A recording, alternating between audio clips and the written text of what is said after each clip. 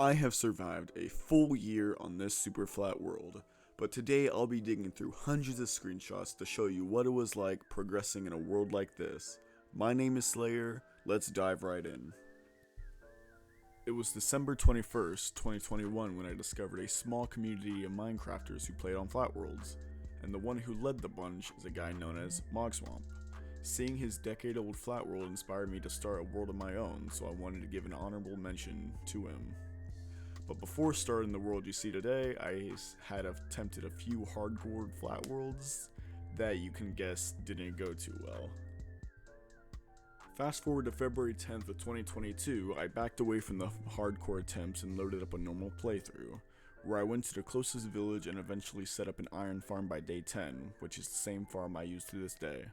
I used the iron to trade for diamond tools and armor, where I eventually felt prepared enough to fight the Ender Dragon. If you're wondering how I got to the stronghold, at this time I created a world in 1.15 which had a glitch that would generate strongholds, which I then upgraded back to present Minecraft. I geared up to fight the Ender Dragon, which I killed and got an Elytra all in 50-ish days. Things were starting to pop off. Things were going great. I got an Elytra, mending, Enderman farm was up and running, died right after because I jumped off without an Elytra. I went to get another one, died again. With all these setbacks, I knew I needed to wait until I got sugarcane to get another Elytra. At this time, paper was so rare that I couldn't craft rockets in large amounts, so I focused on getting my gear back and base progress. When AFK at the Iron Farm, spent time at the Enderman Farm, I even befriended a baby slime who died right after because I left the gate open to my base. This was when I saw the importance in life and how short it is. As I looked at my statistics, I made an Iron Golem memorial for all the ones I've killed, to remember their sacrifice. Moving on, I built a simple carrot farm to increase emerald profits as my villagers grew in numbers. A wandering trader was kind enough to give me a spruce sapling as I upgraded our house and added a mob grinder and flooded my world. All this happened near 300 days if you're wondering when this was. The next 50 days was spent making my base look better as I covered up the stone generator and carrot farm where I placed a beacon on top as a flex. I fell in the void again, which lets me to start proper villager haul. Yeah, things aren't looking too good. I added an item sorter for the mob farm and built a building around it when I realized something odd about my world. While generating this world in order to get the stronghold to spawn, I created the world in 1.15 and used a certain code in the customizer settings. And without realizing that the code created 4 layers of dirt instead of the 3. In recent updates, the stronghold spawns naturally, so the code is considered useless now, but it's a good reminder when things were simple. Oh yeah, and this guy showed up, which is cool. But then, it happened. Sugarcane was acquired. Things were gonna pick up really fast. I used the sugarcane to make a farm and get an elytra where I was finally able to get some aerial shots of my base. I celebrated day 400 by upgrading my map to a bigger one where I could accurately track my world and how I was progressing. And then I started the outline of what will be my main island. I had some experience with terraforming small ledges, so something on this scale was new to me. But I had a plan and a dream, or however that saying goes. I pushed on, had to constantly go back and forth to get dirt, where the island was finally finished in 74 days. Or at least the front of it, that is. 500 days crept up, so I celebrated by creating a storage room along with some terraforming with it.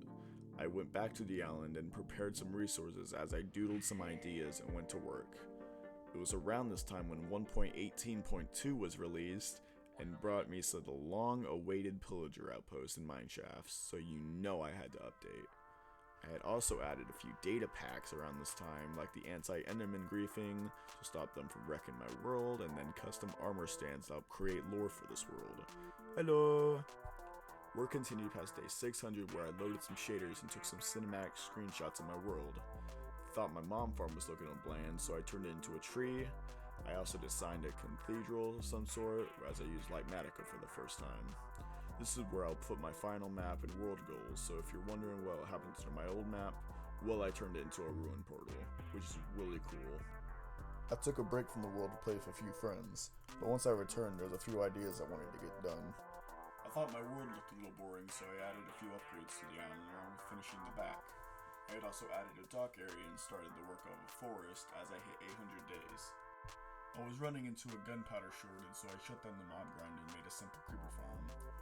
For the building I was putting on it, I was going to test myself for a few color palettes, and I think it turned out good. Let me know in the comments.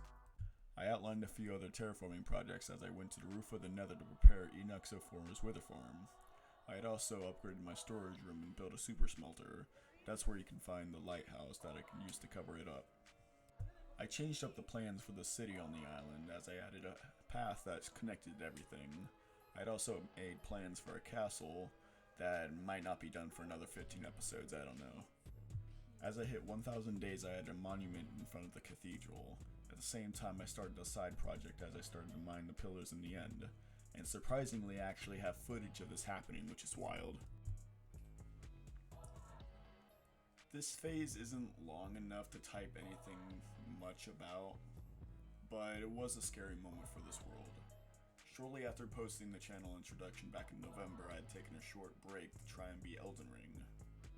Once I had returned, something happened to Minecraft. Everything that I have saved, all my worlds, screenshots, backups, all disappeared from my computer completely. Everything was gone as if Minecraft just had a reset or something. I was devastated. All my work on this world was gone. And to be honest, I cried for like half an hour. But I had saved, I had forgotten at the time, but I had saved one backup of my world on a separate hard drive that I luckily, I forgot I did it, that I had luckily saved for something like this. And so I quickly loaded that up and lost 2 weeks worth of progress, but hey, better than losing almost a year's, right? Though I don't have the proof of actually doing it, I did do a few other terraforming projects, but like I said, it was deleted, but I do think I have some video evidence of it. I don't know. Recovering from the incident, I started planning my base a bit more. I decided I want to finish the starting area before starting anything else. I re-downloaded Lightmatica and World Edit to try and up my building in terms of skill.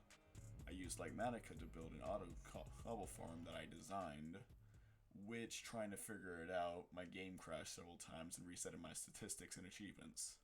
This isn't the first time it happened, but this is the only proof that I have of it happening. I later designed a castle and started work gathering and building it. I have big plans for this, and I'll continue in another episode. I wanted to respect my lost pals by giving them a gravestone they deserve, as I added another grave. Rest in peace, Starting Ho. You survived a year, and nothing could replace you. And so there you have it. 1 full year in my world. It's been a crazy journey. I'm so happy I could share it with you. If you would like the video, please like and subscribe. I guess you can say this world's taken a year to make. Lol. Anyway, yeah, sorry for the long break since November. Of course, the incident happened, so I was devastated about that. Because I had to write a full script and everything, but yada yada yada. None of you don't care about that. I will start to post a lot more, so don't you worry about that. I got a lot of big projects coming along, so stay tuned. Yeah, please like and subscribe. We really appreciate it.